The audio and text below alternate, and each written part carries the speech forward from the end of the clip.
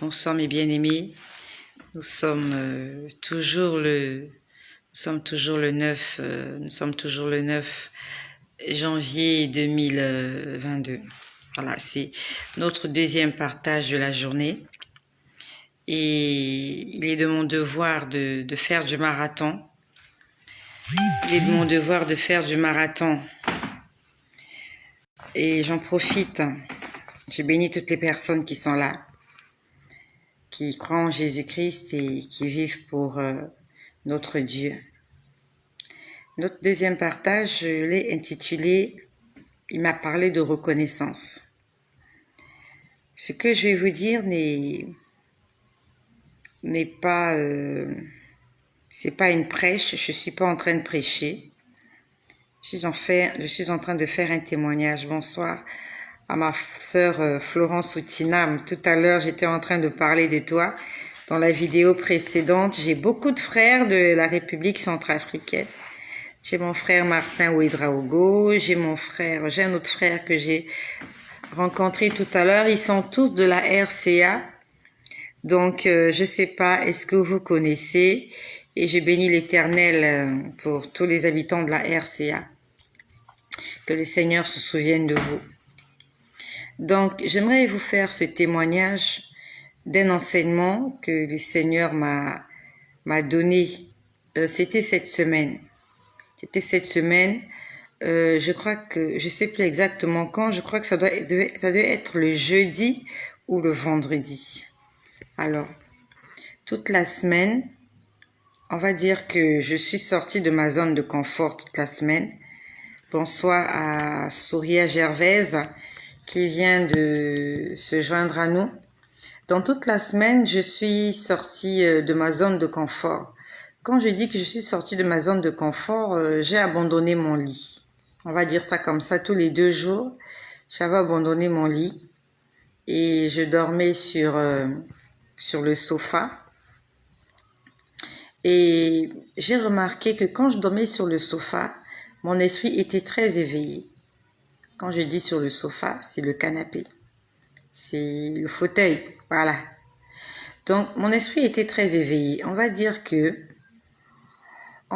qu'en fait, c'était pas tellement inconfortable à tel point que j'étais tout le temps en prière. Vraiment, j'ai remarqué ça. Depuis ce lundi, on va dire que j'ai dormi un jour sur 2, j'ai dormi sur le canapé et j'étais en prière. Le Seigneur m'a beaucoup enseigné, il m'a beaucoup parlé. Et je l'ai remarqué, chaque fois que je sors de ma zone de confort, quand je dis je sors de ma zone de confort, j'abandonne mon lit. Quand je dors par terre, c'est vrai que c'était devenu désagréable à un moment donné parce que j'avais des courbatures, parce que je dormais à même le sol. C'est vrai que je dormais sur le tapis, mais c'était pas évident. Et j'avais remarqué vraiment que lorsque j'abandonnais mon lit, alors Christiane Sommehe, c'est un nouvel abonné. Enfin, je crois, parce que j'ai l'habitude, je connais un peu les habitués. Mais bienvenue à Christiane. J'espère que c'est une femme comme l'indique son nom. Bienvenue à Christiane. Que le Seigneur te bénisse là où tu te trouves. Et merci d'avoir fait le bon choix. Tu as fait le bon choix. Tu es venu du bon côté. Alors, j'ai remarqué, c'est un constat que j'ai fait quand je sors de ma zone de confort. En fait, quand j'ai un sommeil pas paisible, le Seigneur me parle beaucoup. Quand je dors par terre, je vais pas en faire une doctrine, hein. J'ai pas dit qu'il faut le faire comme ça tous les jours, tout le temps. Moi, je l'ai fait comme ça pendant un certain moment et je peux dire qu'après, je commençais à ressentir des courbatures. Mais c'était vraiment quand je voulais entendre la voix de Dieu et j'avais pris la décision de le faire, c'était tous les vendredis soirs. Parce que les samedis, en général, je travaille pas. Donc, l'année dernière, j'avais pris la décision comme ça pendant, je crois, 1 mois ou 2 mois. Je dormais par terre et quand je dormais par terre, Dieu me parlait beaucoup quand je dormais par terre. Parce que j'étais en état de veille. Donc, on va dire que il y avait pas de rêve. Je rêvais pas, j'avais des visions toute la nuit. Les positions étaient tellement inconfortables que je dormais pas. Je pouvais pas vraiment dormir. À peine je fermais les yeux, c'était tellement inconfortable, je me retournais, j'avais des visions toute la nuit. Donc c'est vrai, juste une brève parenthèse. Et ce jour-là, quand le Seigneur m'a parlé, justement, j'avais dormi sur le canapé. Et avant de dormir sur le canapé, j'étais en train de lire le livre de Genèse. Je lisais le livre de Genèse là où, en fait, Jacob, il va voir Laban. Je crois qu'on en a déjà parlé. J'ai fait un résumé de qui est Jacob. Jacob était le fils d'Isaac. Jacob était le frère jumeau de Ésaü. Jacob était le petit-fils de Abraham. Abraham a eu 2 enfants, Ismaël et Isaac. Isaac s'était mis en couple avec Rebecca. Et avec cette dernière, ils avaient eu 2 enfants, des jumeaux. L'aîné Ésaü, le deuxième Jacob. Voilà, je crois que je suis assez claire. Et on parle de l'histoire de Jacob. Jacob, il a volé la bénédiction de son frère. Et voilà comment il est forcé d'aller en exil parce que, premièrement, son frère en avait après lui. Son frère voulait le tuer. Son frère attendait juste la mort de son père pour le tuer et il en avait parlé comme ça ouvertement. Et deuxièmement, ses parents voulaient qu'il sorte de Canaan pour aller chercher une femme. Je crois qu'on en a déjà parlé. J'ai essayé de faire le résumé. Donc ce soir-là, je tente de lire l'histoire de Jacob où il va voir Laban, où il dit à Laban, il est temps qu'il s'occupe de ses affaires, de ses femmes et de ses enfants. Et il demande à Laban de lui faire un salaire. Et ils s'entendent avec Laban et voilà. En fait, j'étais en train de lire ce passage-là. Et après, il est trompé par Laban, mais quand même le Seigneur le bénit. Il devient un homme très très riche. Et voilà comment les fils de Laban commencent à murmurer contre Jacob. Contre Jacob qui avait travaillé. La Bible nous dit que il avait travaillé avec son cœur. Il s'était vraiment donné dans ce qu'il faisait. Il était un berger. Son activité, c'était la bergerie. Il s'occupait des troupeaux, il s'occupait des animaux, des mammifères. C'était ça son travail. Et on nous dit qu'il a fait avec son cœur. Et voilà comment il sort de là parce qu'il s'est rendu compte qu'il était devenu indésirable auprès de Laban. Il appelait ses femmes, il a dit à ses femmes qu'il fallait qu'il parte parce qu'il avait remarqué que son beau-père n'était plus devenu très clément avec lui. Donc, voilà comment il quitte de là. Vraiment, c'est ce soir-là, je disais l'histoire et là, je résume. Il quitte de là, il se dirige vers Canaan. Et en chemin, il envoie ses serviteurs pour annoncer à son frère Ésaü qu'il est en train de revenir à Canaan. Et quand son frère Ésaü est au courant qu'il rentre à Canaan, il prend la décision d'aller à sa rencontre avec 400 hommes. Donc, Jacob est au courant qu'il y a son frère qui est en route vers lui avec 400 hommes. Il prend peur, il est effrayé. Il divise le camp en 2. Vraiment, c'est une histoire que la Bible nous dit et je t'exhorte à aller lire cette histoire. C'est une histoire très édifiante. Donc, j'étais en train de lire ce passage-là, puis après, je me suis endormie. Et dans la nuit, le Seigneur a commencé à me parler. C'est comme si, en fait, il était en train de me parler de comment Jacob avait travaillé pendant 20 ans sans salaire. Jacob a travaillé pendant 20 ans. Il est resté auprès de Laban pendant 20 ans. C'est pas moi qui le dis, c'est la Bible qui le dit. Et pendant 20 ans, il n'a pas vraiment eu de salaire parce que il y a un passage où il dit à ses femmes, votre père a changé mon salaire 10 fois. 10 fois, Laban avait changé le salaire de Jacob. Quand Jacob disait, voilà, mon salaire sera de telle catégorie d'animal, Laban changeait ça. Et on dit qu'il a 10 fois. En 20 ans, on a changé 10 fois son salaire. Mais ça n'allait pas en augmentant, mais ça allait en régressant. Donc, quand il atteignait un certain nombre de brebis, Laban changeait son salaire. Je prends l'exemple. Si il dit à Laban que les brebis qui seront achetées seront les miennes, la Bible nous dit que toute la bergerie devenait achetée. En fait, Dieu l'accompagnait partout où il allait. Et Dieu faisait en sorte qu'il soit au-dessus de ses ennemis. Et quand Laban se rendait compte que Jacob devenait riche, ben, il changeait. Il disait, ben voilà, ben, dorénavant, ben, les brebis t'achetées seront les miennes et les autres. Donc, en fait, Laban était en train de blaguer avec l'avenir de Jacob. Vraiment, c'est l'histoire que j'avais lue ce jour-là. Puis le Seigneur m'a parlé. Pourquoi est-ce que quand je fais la vidéo, tu viens toujours me déranger? Non. Pourquoi est-ce que quand je fais la vidéo, tu viens toujours me déranger? Quand je suis calme, tu viens pas. Quand je suis en train de travailler pour Dieu, c'est là que tu viens me déranger. Repars d'où tu viens, s'il te plaît. Donc, j'étais en train de lire ce passage et Dieu a commencé à me parler. Quand le Seigneur a commencé à me parler, je l'ai vu comme une vision. Je me suis vue dans une maison. Cette maison n'était pas la mienne. C'était une très grande maison. Je ne sais plus exactement ça s'est passé. Est-ce que c'était le mercredi, le jeudi ou le vendredi? Je ne sais plus.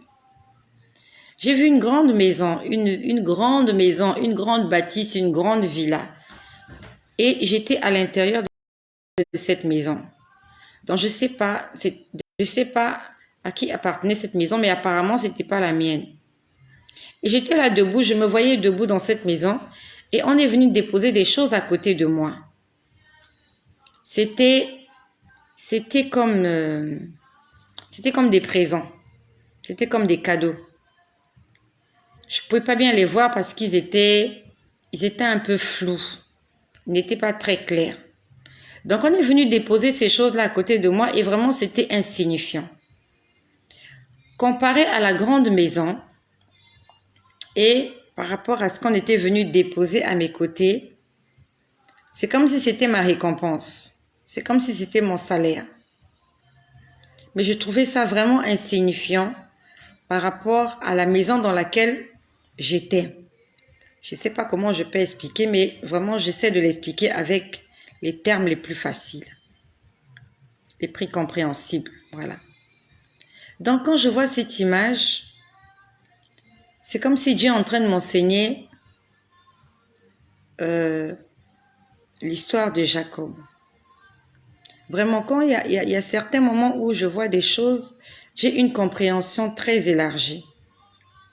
En fait, je pouvais comprendre ceci, que j'avais travaillé dans cette grande maison pendant 20 ans. C'est bizarre, ça correspondait au temps que Jacob a passé au service de Laban. Je ne sais pas pourquoi il y avait cette coïncidence. Donc, je pouvais comprendre que j'avais travaillé dans cette grande maison pendant 20 ans et que je me retrouvais avec cette petite richesse qui était insignifiante. Cette petite richesse était vraiment insignifiante. Et j'étais pas satisfaite parce que j'aurais voulu avoir... Le Seigneur me montre cette vision. Merci pour les cœurs. Parce que je ne sais pas si on la signale la vidéo ou bien c'est un problème de connexion. Je ne sais pas. Merci pour les cœurs. Donc, quand je vois cette vision, vraiment, ça me concernait, mais c'était lié à Laban. Donc, j'avais travaillé 20 ans quelque part et je sortais de cet endroit avec une petite richesse qu'il ne me satisfaisait pas. Et j'entends une voix qui me dit, au lieu de chercher plus, sois reconnaissante. Sois reconnaissante pour le peu que tu as déjà. Vraiment, c'était une voix audible qui me disait, au lieu de te plaindre, au lieu de chercher plus et de comparer ton mérite, de comparer ton salaire à l'endroit où tu te trouves, sois reconnaissante pour le peu que tu as. Quand j'ai entendu ça, je me suis assise sur le canapé. J'ai commencé à dire merci à Dieu pour ce qu'il a fait dans ma vie, pour ce qu'il a déjà fait dans ma vie. Quand j'en parle, je ne sais pas pourquoi le Seigneur m'a parlé comme ça ce soir-là. Nous sommes en 2021. Et l'année prochaine, 2023, ça fera 20 ans que je travaille dans une structure. Avant de travailler dans cette structure-là, j'ai travaillé 3 ans dans une autre structure. Donc, on va dire, au total, l'année prochaine, ça fera 26 ans que je travaille. Donc, 26 ans que je suis dans le monde professionnel. L'année prochaine, en 2023. Et l'année prochaine, 2023, ça fera 20 ans que je travaille là où j'exerce mon activité professionnelle actuellement. Et je vais être honnête, ce que j'ai emmagasiné comme bien, ce que j'ai eu comme récompense au bout de ces 20 ans ne correspondent pas à ce que je devais avoir. Si j'avais organisé ma vie, j'aurais gagné, j'aurais eu plus, je serais plus loin que ça. J'ai fait beaucoup de bêtises. J'ai fait beaucoup de dépenses inutiles. J'ai fait du gaspillage. Ça, c'est personnel. J'ai fait vraiment du gaspillage. Parce que si on met sur la balance ce que j'ai reçu comme rémunération mensuelle ou annuelle et ce que je me suis acquis, je crois, est-ce que ça se dit? Ce que j'ai acquis, ce que j'ai acquéri, bon, prenez-la comme vous voulez. Ce que j'ai bâti ne correspond pas à ce que je devais avoir. Normalement, je devais avoir plus. Je ne sais vraiment pas là où le Seigneur est en train de m'emmener. Mais il m'a dit, sois reconnaissante pour le peu que tu as. Acquis, merci, ce que j'ai acquis, ouais, le français. Ok, je disais ce que j'ai acquis hier. Donc, ce que j'ai acquis, si je fais le total de mon salaire, pendant 20 ans l'année prochaine, normalement, j'aurais eu plus que ce que j'ai aujourd'hui. J'aurais eu plus. J'aurais eu vraiment plus, mais c'est pas le cas. Je ne sais pas pourquoi le Seigneur m'a fait cet enseignement-là. Je ne sais pas. Est-ce que le Seigneur me demandera bientôt d'arrêter de travailler? Je ne sais pas. Je ne sais pas. J'ai encore l'âge de travailler. J'ai encore l'âge. Je n'ai pas encore 45 ans. La retraite, c'est pour 65 ans pour certains et 60 ans pour d'autres. Et je suis vraiment loin de cette... Le Seigneur me dit, sois reconnaissante pour le peu que tu as. En fait, c'est comme s'il veut me dire,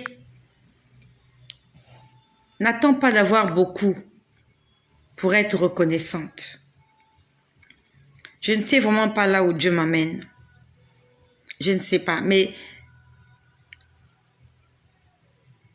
je ne le souhaite pas, mais peut-être qu'il va se passer des petits changements professionnels à mon niveau. Je ne souhaite pas. Mon souhait est que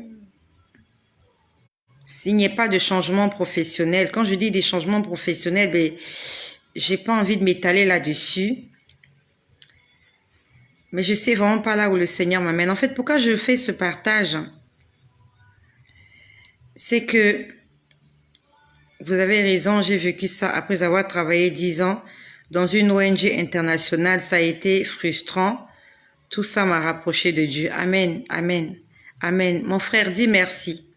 Parce que le Seigneur m'a dit, sois reconnaissante. C'était très audible. C'était très audible. Et quand j'en parle, quand je mets sur la balance, mes 20 ans de travail ne correspondent pas à ce que j'ai bâti en 20 ans. J'ai bâti moins. J'ai fait plus de bêtises qu'autre chose. J'ai joué avec l'argent. Et pourquoi j'en parle? C'est pour nos frères qui sont plus jeunes. Tu travailles quelque part. Construis ta vie. Tu ne sais pas ce qui va se passer dans 10 ans, dans 20 ans, tu sais pas ce qui va se passer le lendemain. Ne te dis pas, je suis jeune, j'ai un gros salaire, je gagne bien ma vie, je fais ce que je veux. Non. L'homme sage ménage sa monture. La Bible nous exhorte à nous comporter comme les fourmis. Elles sont travailleuses. Elles travaillent tout le temps, sauf en hiver. En hiver, elles se reposent. Et quand elles se reposent en hiver, elles vivent de ce qu'elles ont emmagasiné pendant toutes les autres saisons. Et ce sont des bêtises que nous, on a commis. Surtout les femmes, nous sommes tellement dépensières. On veut paraître, on veut être belle, on fait des choses, des bêtises. Non, mais des bêtises. Je m'étais acheté des bijoux en or et je n'en ai même plus. Tous mes 10 doigts, j'avais des bijoux en or. Si vous me demandez là où se trouvent ces bijoux-là, je ne sais même pas là où sont ces bijoux. Je ne sais pas. Ces bijoux ont disparu mystérieusement. Mes bijoux en or, mes bagues en or ont disparu. Je me rappelle un matin, je suis sortie avec le soir, quand je rentre, je n'en avais plus. J'étais en train de réfléchir, mais ma bague est tombée où? Elle était grosse. Elle était en anverse. Les vêtements, les chaussures, les sacs, les sorties, bon, peut-être pas sorties, mais beaucoup plus l'habillement. Mes jeunes sœurs, ne faites pas comme moi. L'année prochaine, ça fera 20 ans que je travaille dans cette structure. Je ne sais pas pourquoi le Seigneur m'a parlé de ça cette semaine. Est-ce que je vais perdre mon emploi? Je ne sais pas. Est-ce qu'il va me demander d'abandonner mon emploi pour commencer à faire autre chose? Je ne sais pas. Mais il m'a dit, dis merci pour ce que tu as déjà. Tu as sûrement des manquements. Il y a des choses que tu aimerais avoir que tu n'as pas. Tu aimerais avoir ceci, tu aimerais avoir cela, tu aimerais avoir ceci. Et tu en fais des sujets de prière. Tu pries dessus, mais d'arrache-pied. Par ce message, le Seigneur nous enseignait quelque chose. Il te manque des choses, oui. Tu demandes à Dieu de te les donner, oui. Mais est-ce que tu as déjà dit merci pour ce que tu as déjà? Tu as déjà dit merci pour ce que tu as? Peut-être que tu cherches une maison plus grande. Mais dis déjà merci pour la petite maison que tu as. Il y a des gens qui n'ont même pas la petite maison que tu as. Peut-être que tu cherches une voiture plus grande, où il y aura plus de place. Une voiture familiale. Tu cherches un 4x4, tu cherches peut-être une voiture climatisée, je n'en sais rien. Mais dis déjà merci au Seigneur pour la petite bicyclette que tu as. Cette petite bicyclette-là te permet d'arriver au travail. Ton scooter, je sais pas, même si tu prends les transports en commun pour aller travailler, dis déjà merci au Seigneur parce que tu peux prendre les transports en commun. Et les gens qui peuvent même pas prendre le transport en commun, ils sont obligés de faire l'autostop. Toi, tu peux au moins te réveiller le matin, aller prendre un taxi. Tu peux prendre un bus pour aller travailler. Il y a des gens qui peuvent pas le faire parce que leur rémunération, leur salaire ne leur permet pas de faire ça. Disons merci au Seigneur pour ce que nous avons déjà. Tu as peut-être une petite télé des années 90. Tu n'as peut-être pas un écran plasma. Tu n'as pas un home vidéo. Tu n'as pas un home cinéma. Tu n'as pas toutes ces choses, mais tu n'as pas un téléphone dernier cri. Tu n'as pas un iPhone, mais dis merci pour ton petit Nokia que tu as. Est-ce que Nokia existe toujours? Je ne sais pas. Dans le temps, on avait des téléphones Nokia. Et c'était très à la mode. Tout le monde voulait avoir Nokia. T'as peut-être pas le dernier Samsung là, t'as peut-être pas ce truc-là multifonction. Mais le petit téléphone que tu as te permet d'aller sur Internet, de suivre des vidéos, de rendre grâce au Seigneur pour ton petit téléphone, peut-être qu'il n'est pas sophistiqué, mais dis déjà merci au Seigneur. Tu aimerais avoir une dizaine de paires de chaussures, dis déjà merci pour les 2 paires de chaussures que tu as. Même si tu es obligé de tout le temps les amener chez le cordonnier, de les raccommoder, ainsi de suite. Dis déjà merci, il y a des gens qui n'ont pas de chaussures. Il y a des gens qui n'ont pas de vêtements. Ils peuvent pas comme toi le matin faire le choix. Demain, je porte quoi? Ils savent pas faire des choix. Le matin, quand ils se réveillent, ce qu'ils doivent porter est déjà sous leurs yeux. Et tous les soirs, ils doivent laver. Le soir, quand ils rentrent, ils lavent, ils sèchent. Je connais ce que c'est. Je sais ce que c'est aller à l'école avec une seule tenue. Je sais ce que c'est. Je suis passée par là. Tu te réveilles le matin, tu n'as que cette tenue-là pour aller à l'école. Tu la portes tous les matins, le soir, tu dois la laver parce que tu as transpiré, ça sent mauvais, c'est sale. Et le matin, souvent, tu te réveilles, la tenue n'est même pas sèche. Et comme tu n'as que cette tenue-là, tu la portes quand même, tu mets un pull au-dessus et t'es parti. Dis merci au Seigneur. Un jour, comme moi, tu auras des mâles de vêtements. Je suis en train de parler aux jeunes filles. Je parle aux jeunes garçons aussi. Tu n'as que cette tenue-là pour aller à l'école. Tu n'as que ce sac-là. Tu n'as que cette chaussure-là. Sois patient. Dieu écoute les prières des enfants. Un jour, tu auras tellement de vêtements que même si on te vole 10 tenues, tu te rendras même pas compte qu'on t'a volé des habits parce que tu en as tellement. Et je peux dire que je vis dans l'abondance. Le matin, quand je me réveille, à la limite, j'ai l'embarras du choix. Ça s'appelle le Dieu des orphelins. Dieu écoute les prières des orphelins. Dieu écoute les prières des veuves et des démunis. Et si tu es un orphelin, tu es une orpheline, tu es un démuni, tu es une veuve, tu es un veuf, Dieu écoute tes prières.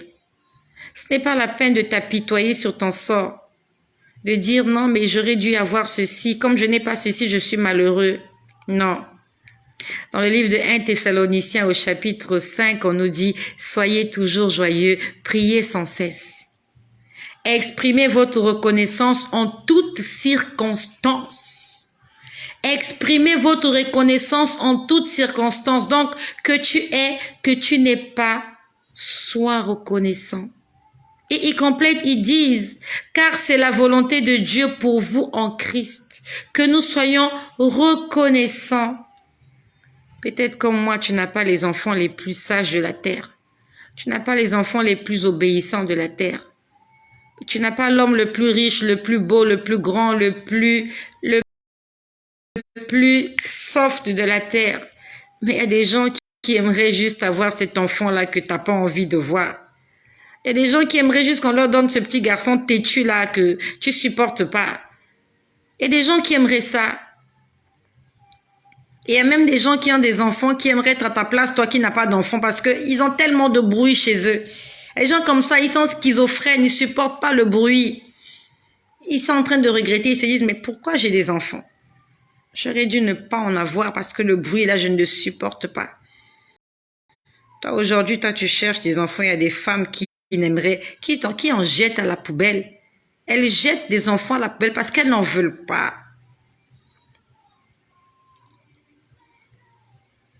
Dans Philippiens au chapitre 4, il est écrit « Ne vous inquiétez de rien, mais en toute chose, faites connaître vos besoins à Dieu par des prières, des supplications, accompagnées par des actions de grâce. » Et on le dit dans une attitude de reconnaissance. On parle encore de reconnaissance. Et on dit que la paix de Dieu qui dépasse tout ce que l'on peut comprendre gardera votre cœur et vos pensées. On parle toujours de reconnaissance. Tu n'as pas cette chose-là. Mais j'aimerais te dire que c'est pas quand on te donnera cette chose-là que ta vie sera comblée. Il te manque quelque chose, il manque quelque chose à chacun d'entre nous. Et c'est pas quand on te donnera cette chose-là que ta vie sera comblée. Tu auras encore besoin. Il te manque un enfant. Quand tu seras enceinte, tu auras ton bébé, tu auras besoin d'autre chose. Tu auras besoin qu'il soit en bonne santé. Tu auras besoin que son père puisse t'aider. Tu auras besoin d'avoir de l'argent pour pouvoir subvenir à ses besoins. Tu vas en chercher un deuxième. Quand tu auras un deuxième, tu vas te dire, non mais finalement, j'aurais dû pas avoir un deuxième parce que je m'en sors plus. Je n'ai plus de vie. Tu vois un peu, en fait, toi, tu en cherches, tu te dis que ça va te combler, tu vas te sentir mieux. Mais quand on va te le donner, tu te rendras compte qu'en fait, tu n'aurais peut-être pas dû avoir ça, ou bien tu n'aurais peut-être pas dû en avoir plus. Des gens comme ça, ils se disent, je serai comblé quand j'aurai 3 voitures. Tu as 3 voitures dans ton parking, tu n'as même pas l'argent pour payer l'assurance, tu n'as pas l'argent pour payer les papiers, tu n'as pas l'argent pour payer le carburant, mais tu as les 3 voitures que tu voulais. Elles sont là. Et quand tu veux les vendre, tu n'as plus de clients. Et les voitures sont en train de pourrir dans ton garage. Tu voulais 3 voitures, tu les as eues. elles sont en train de pourrir, elles sont en train de s'user, les pneus sont en train de se dépomper. Toi-même, t'es fauché, tu dois rembourser un crédit. Et t'as 3 voitures là, quand les gens viennent chez toi, ils t'envient. Les voitures sont remplies de cafards et de souris parce que t'as pas les moyens de les entretenir. Tu cherches une grande maison. Quand on va te la donner, tu vas regretter pourquoi tu as une grande maison. Tu ne pourras même pas faire le ménage dans toutes les pièces. Tu ne pourras plus payer les factures d'électricité. Tu ne pourras plus faire ci, tu ne pourras plus faire ça, tu ne pourras plus faire ça. La Bible nous dit d'être reconnaissant en toutes choses. Je crois que j'en ai déjà parlé. Je vis dans une grande maison et c'était un rêve pour moi. Quand je grandissais, c'était vraiment un rêve. Je disais, il faut que j'ai une grande maison, il faut que j'ai beaucoup d'enfants, il faut que j'ai beaucoup d'argent. Et je peux te dire, beaucoup d'enfants, c'est bien. Quand il est question de faire les devoirs, c'est pas agréable. Parce qu'on aimerait faire autre chose. Il faut faire les devoirs les soirs, il faut vérifier les cahiers, il faut les éduquer, il faut chercher. Ils ont dormi où, ils ont fait quoi, est-ce qu'ils ont. Tous les matins, tu dois te rassurer qu'ils ont à manger.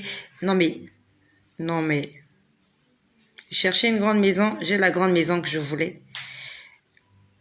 Il faut faire le ménage dans toutes les pièces, c'est pas évident. Je suis fatiguée, je me réveille le matin, je me couche très tard. Je balaie, je rebalaie, je rebalaie. Mais parce que j'ai des enfants qui passent et qui repassent, qui salissent, qui détruisent, qui chiffonnent, qui. Non mais c'est ce que je cherchais, non? C'est ce que je cherchais. Et on me donnait toutes ces choses-là. Ces choses-là me font parler à longueur de journée. Ces choses-là me ôtent la paix. Pourquoi je dors en retard? Parce que je fais le ménage. La maison est tellement grande. Le matin, je fais le ménage à tel endroit. L'après-midi, je fais le ménage à tel endroit. Le soir, je suis fatiguée. Et si j'ai pas fini, je dois rester là, je dois terminer. Et après, c'est maman, j'ai pas compris, j'ai pas fait des devoirs, je dois faire la vaisselle, je dois faire la lessive, je dois faire ceci. Alors que si j'avais ma petite maison, j'allais continuer à me plaindre. Non, mais la maison est trop petite, il y a trop d'enfants, il y a plus de place. Il faut que chacun ait sa chambre, ainsi de suite. Et maintenant que chacun ait sa chambre, ils rangent même pas leur chambre et c'est à moi de faire ça. Je rêvais que chacun ait sa chambre. Aujourd'hui, chacun a sa chambre. Et c'est à moi de ranger les chambres tous les matins. C'est à moi de nettoyer les salles de bain tous les matins. Ils utilisent les toilettes et c'est à moi de nettoyer. C'est à moi de le faire. N'est-ce pas ce que je cherchais? Et aujourd'hui, toutes ces choses-là me ôtent la paix. Je travaille encore et encore. Là encore, quand je vais finir, je leur ai demandé de nourrir les chiens. Ils n'ont pas fait. D'accord? Je leur ai demandé de faire la vaisselle. Ils n'ont pas fait. Donc, je dois le faire avant de dormir. Je ne sais pas quelle heure il est chez toi. Chez moi, il est 23h10.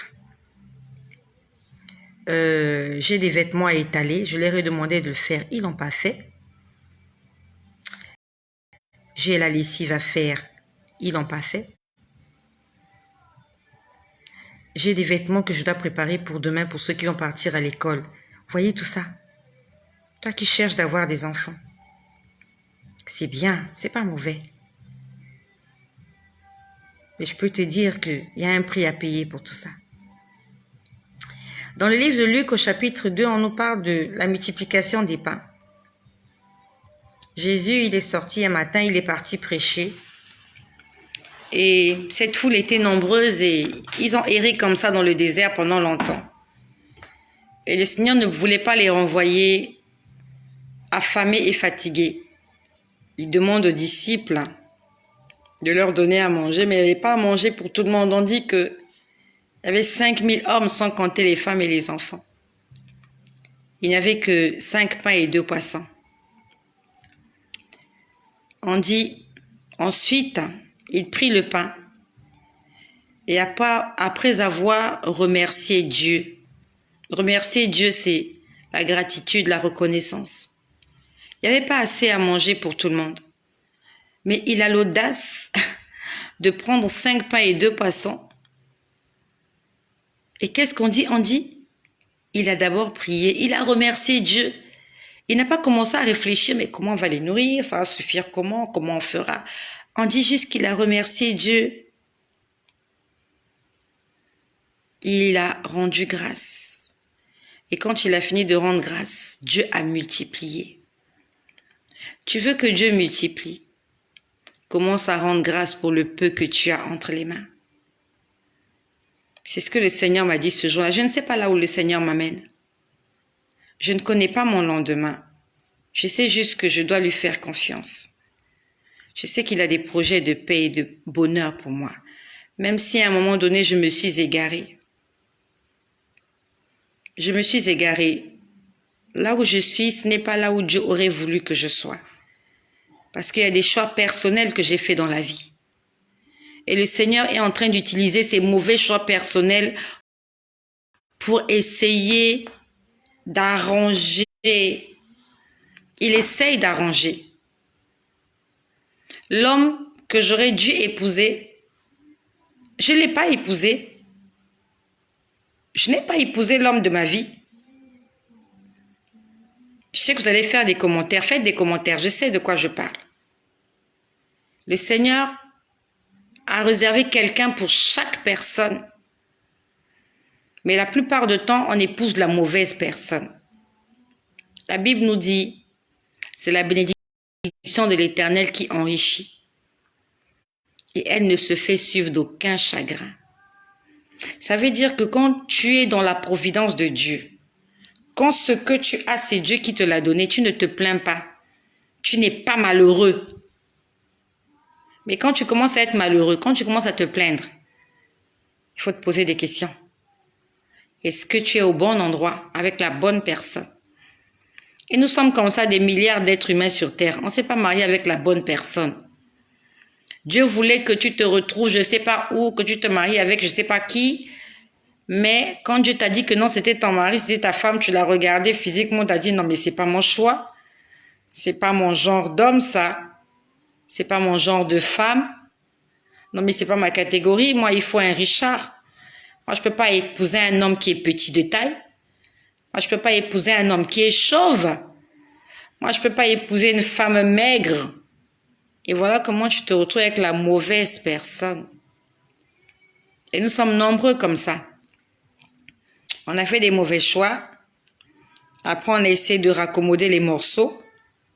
Et Dieu, maintenant, il s'efforce à nous offrir le meilleur avec les morceaux qu'il essaye de raccommoder. Vous voyez comment Dieu travaille. Tu lui amènes des déchets. Tu lui amènes du pourri. Mais il prend ce pourri-là, il dit, je vais te rendre heureuse avec ce truc pourri. C'est ton choix, c'est vrai. C'est pas le choix que j'ai fait pour toi. Mais je vais essayer. À ce moment-là, Dieu est obligé maintenant de travailler avec deux personnes. Donc, il doit te façonner toi et il doit façonner l'autre. Parce que vous n'étiez pas fait l'un pour l'autre. Vous n'étiez pas fait pour être ensemble. Donc, Dieu doit travailler avec vous deux. Alors que si tu avais épousé la bonne personne, ça allait matcher, c'est comme un puzzle. C'était la pièce originale. Mais là, tu allais prendre une pièce piratée. La garantie, il n'y en a même pas. La pièce, elle est cassée et Dieu doit arranger la pièce. Pour que la pièce ressemble à l'original, pour que toi, tu sois heureux ou que tu sois heureuse. Et nous sommes des milliards comme ça sur la terre.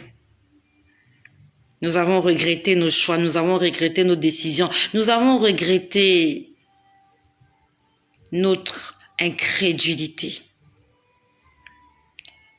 Dis merci au Seigneur pour ce que tu as déjà. Parce que ce que tu as là, c'est toi qui as choisi que ça se passe comme ça. Moi, ça fait bientôt 26 ans que je travaille et je n'ai jamais eu des arriérés de salaire. J'ai eu mon salaire tous les mois pendant bientôt 26 ans. Ça veut dire que j'ai eu l'occasion de m'organiser. Et si aujourd'hui je ne me suis pas organisée, c'est de ma faute. Je vais accuser personne, je n'accuserai pas Dieu. Je n'accuserai pas les copines, je n'accuserai pas les vêtements. Aucun vêtement ne m'appelait pour venir dire, non, mais viens m'acheter, tu dois m'acheter. C'est moi qui allais acheter ces vêtements-là. C'est moi qui faisais la pagaille. Et aujourd'hui, je vais accuser Dieu. Tu accuses Dieu. Tu vas en retraite, tu n'as pas de maison, tu n'as rien du tout et tu accuses Dieu. Mets sur la balance tout ce que tu as gagné pendant toutes ces années. Qu'est-ce que tu en as fait? Est-ce que tu t'es comporté comme ta fourmi? Économe, travailleuse. Elle pense au lendemain. Nous, on ne pense pas au lendemain. On laisse Dieu penser au lendemain. Dieu, tu crois qu'il va quitter son trône pour venir vivre dans ta cabane? C'est toi qui vivras dans cette cabane. Dieu, il est au ciel. Les anges l'adorent nuit et jour. C'est toi et moi qui sommes sur terre, nous sommes en train de nous chercher. Donc c'est à nous de faire des efforts. Dieu ne viendra pas faire des efforts pour toi. La Bible nous dit qu'un homme aura semé, il le moissonnera. J'ai semé les dépenses. Quand je serai retraité, je vais manger mes vêtements. Ou mieux encore, je vais les vendre. Puisque j'ai passé ma vie à m'acheter des vêtements. J'ai passé ma vie à faire la fête. Maintenant, je vais en assumer les conséquences. Je ne sais pas pourquoi Dieu m'a parlé de ça. Pourtant, j'ai encore l'âge de travailler. Pourquoi il m'a parlé de ça? Il m'a dit 20 ans. Exactement comme Jacob. Au bout de 20 ans, il fallait qu'il quitte Laban pour aller se débrouiller seul. Je ne sais pas pourquoi le Seigneur me parle de ça. Et je ne sais pas pourquoi le Seigneur te parle de ça aussi. Peut-être que bientôt tu vas quitter ce boulot, tu vas quitter ce poste. Et tu vas te dire, non mais j'aurais dû, non mais j'ai pas encore assez. Et il y a beaucoup de gens comme ça. Pendant ces 40 ans d'activité professionnelle, il n'a rien fait. Et c'est la veille de sa retraite où il pense maintenant, il dit, ben, j'aurais dû, mais c'est trop tard. Tu vas rester malheureux. Tu as commis des bêtises comme moi, tu demandes pardon. Que le Seigneur nous pardonne pour nos bêtises commises, pour notre manque de discernement, notre manque de sagesse, notre manque de l'écoute, notre désobéissance, qu'il nous pardonne parce que Dieu parle à chacun d'entre nous.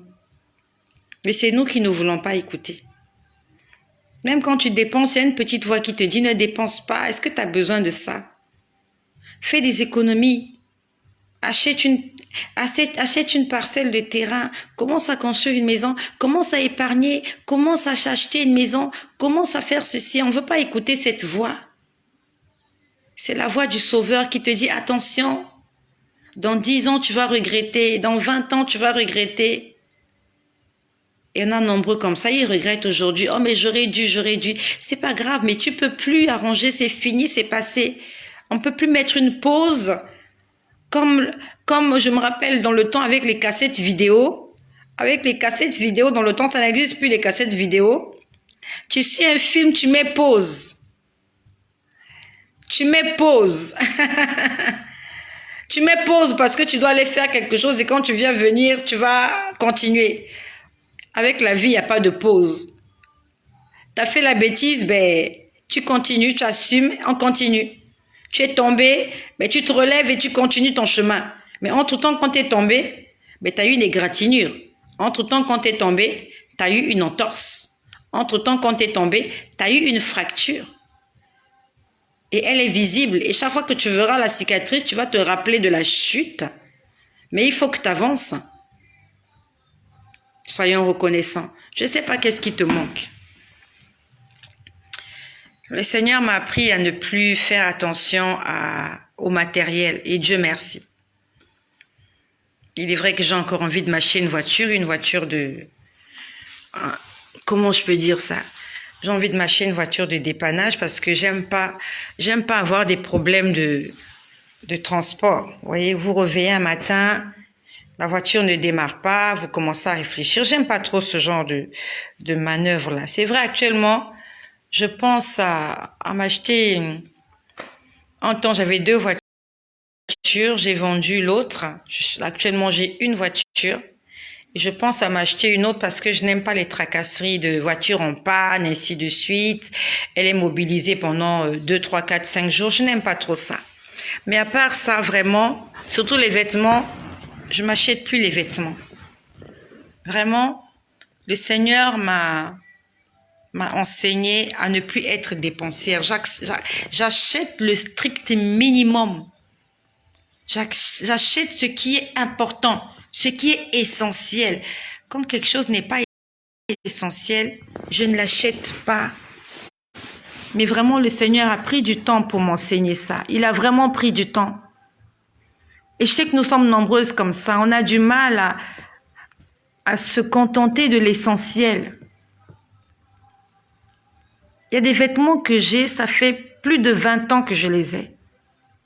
Il y a des vêtements que j'ai, ça fait plus de 20 ans. Demande au Seigneur de t'aider. De te contenter de l'essentiel. Et de te focaliser sur le plus important. Le plus important, c'est l'avenir.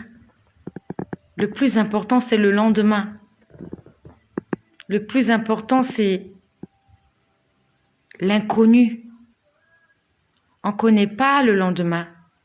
On connaît le passé. Tu peux même prendre une feuille, tu peux écrire ton passé sur une feuille, tu peux en faire un roman. Mais tu ne peux pas prendre une feuille et écrire demain, ça va se passer comme ça, comme ça, comme ça, comme ça. Ce sont juste tes souhaits. Mais qui t'a dit que ça va se réaliser? Disons merci au Seigneur. Tu n'as pas de femme. Dis merci au Seigneur parce que tu n'as pas de femme. Il sait pourquoi tu n'as pas de femme. Qu'est-ce qui te dit que quand tu auras une femme, tu seras un homme comblé? Elle viendra te serrer dans ton lit. Tu seras obligé tous les matins, il faut que tu laisses à manger.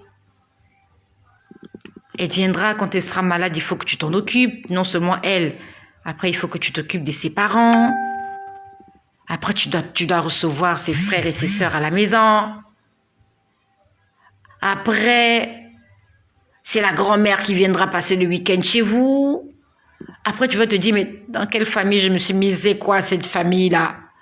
J'ai épousé leur fille et ils commencent à venir me remplir. Après, tu regrettes, non, mais j'étais seule, j'étais bien, j'étais tranquille, je me réveille le matin, je bois mon café, je mange mon sandwich et je dors. Là, tu seras obligé de donner la popote. Est-ce que tu es prêt pour ça? Tu es une jeune fille, tu aimes ta liberté. Ah, il faut que je me marie. Ah, il faut que je me marie, il faut que je me marie. Je suis prêt à supporter cet homme-là. Il n'y a pas que lui que tu prendras. Il y a toute sa famille. Quand tu épouses quelqu'un, tu as toute la belle famille sur ton dos. Pire encore si tu épouses un homme qui a déjà des enfants. Une femme qui a déjà des enfants. Tu étais tranquillement chez toi, tu faisais ce que tu voulais, tu te promenais en caleçon, tu faisais ce que tu voulais. Mais voilà comment elle vient avec sa marmaille d'enfant chez toi. Tu peux même plus suivre le journal tranquillement. La télécommande, là, tu sais même plus là où elle est. Il y a tellement de gens à la maison que la télécommande n'existe plus parce qu'ils cachent la télécommande. C'est comme ça dans les familles nombreuses. On cache la télécommande. Quand tu cherches, il n'y en a pas. Parce que la personne qui a caché là, elle a mis la chaîne là, elle veut plus qu'on change ça. C'est comme ça dans une maison où il y a beaucoup de gens. Tu as fait ton petit sandwich, tu as laissé là, tu te dis que tu vas manger ça tout à l'heure. Quand tu viens, quelqu'un a grignoté ça. Tu es prêt pour ça? Dis merci au Seigneur pour la situation que tu es en train de traverser. Pour toi, c'est fatal, mais est-ce que ça t'a tué? N'est-ce pas que tu es toujours en vie? Je ne sais pas là où Dieu va m'emmener. Peut-être que comme Jacob, il me demandera de me séparer de Laban. Laban, c'est mon travail. Laban, ça peut être, je ne sais pas, ça peut être n'importe qui. De qui tu dépends? Tu dépends de quelqu'un. Tu dépends d'une structure, tu dépends d'une société, tu dépends de je ne sais quoi. Et peut-être un matin, Dieu te dira comme Abraham, quitte la maison de ton père et de ta mère, va dans un lieu inconnu que je te montrerai. Dieu te demande de te plonger dans l'inconnu. Tu ne sais pas de quoi tu vas vivre. Dieu peut te demander d'arrêter ton travail et de te mettre dans le ministère. Et tu penses comment je ferai pour payer mes factures? Si j'arrête de travailler, qui va m'aider? Et Dieu te demande de devenir missionnaire. Missionnaire sans argent, les poches vides, les poches trouées, fauchées. Mais Dieu te dit, je t'ai appelé à ça. Tu as perdu ton emploi et Dieu te demande de te mettre à temps plein pour lui. Tu commences à prêcher l'évangile matin, midi, soir dans les rues. Sans salaire. Ton salaire, c'est Dieu. Est-ce que nous sommes prêts pour ça? Ne gaspille pas ton argent. Ne fais pas des dépenses inutiles. Un jour, tu en auras besoin. Fais des économies. Épargne. Ne fais pas comme